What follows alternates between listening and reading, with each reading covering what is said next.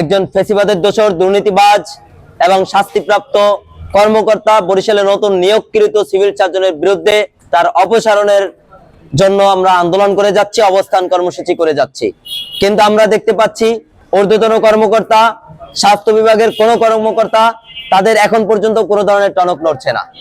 আমরা আজকের এই জরুরি সংবাদ সম্মেলন থেকে আপনাদেরকে জানাচ্ছি, যদি আগামী 24 ঘন্টার মধ্যে তার বিরুদ্ধে কোনো অ্যাকশন না নেওয়া হয়, তাকে যদি অপসারণ না করা হয়, আমরা বরিশালের আপামর ছাত্র জনতাকে নিয়ে এই সিভিল সার্জন অফিস নয়, বরিশাল বিভাগের স্বাস্থ্য পরিচালকের অফিসকে ঘেরাও করব। যতক্ষণ পর্যন্ত আমাদের দাবি মেনে নেওয়া না হবে, ততক্ষণ পর্যন্ত আমরা তার অফিসকে ঘেরাও করে রাখবো। যদি তাতেও আমাদের দাবি মানতে না পারে, যদি না মানে, আমরা এই সিভিল সার্জন নয়, তার উপরে যারা রয়েছে তাদের বিরুদ্ধেও অবস্থান নেব।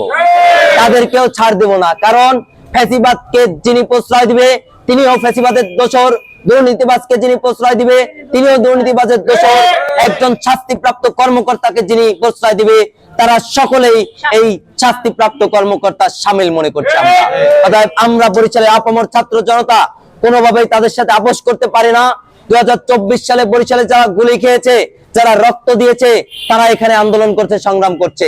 এখানে সর্বদলীয় যারা ফ্যাসিবাদের বিরুদ্ধে লড়াই করছে, প্রত্যেকটি রাজনৈতিক দলের এখানে সদস্যরা রয়েছে। অতএব এটাকে হালকাভাবে দেখার কোনো সুযোগ নেই। এটাকে যারা হালকাভাবে দেখবে, আমি মনে করব যে তারা দিবাস্বপ্ন দেখছে। এটাকে দিবাস্বপ্ন দেখার কোনো সুযোগ নেই। আমরা যেখানে হাত দিয়েছি, আমরা বুঝে শুনেই হাত দিয়েছি। আমরা এই বরিশালের স্বাস্থ্য সেবাকে কলঙ্ক মুক্ত করার জন্য হাত দিয়েছি। কোনোভাবে কলঙ্ক যুক্ত হতে দেওয়া যাবে না, কোনোভাবে আমরা হতে দিব না। এই মনিরুজ্জামান এখানে যুক্ত হতে পারে নাই, এখন পর্যন্ত 4 দিনেও জয়েন করতে পারে নাই। আগামী উনি যদি 100 দিনও অপেক্ষা করে, উনি 100 দিনেও এখানে জয়েন করতে পারবে না। কিন্তু স্বাস্থ্য বিভাগ থেকে যদি অন্য কাউকে, একজন ভালো যোগ্য ব্যক্তিকে এখানে দেয়, যেদিন দিবে আমরা তাকে ফুলের মালা দিয়ে বরণ করে নেব। বরিশালকে, বরিশালের স্বাস্থ্য বিভাগকে উন্নত করতে হলে আমাদের যা প্রয়োজন, আর যদি রক্ত দেওয়া প্রয়োজন, আমরা সকলে মিলে সেই রক্ত দিতেও প্রস্তুত রয়েছি।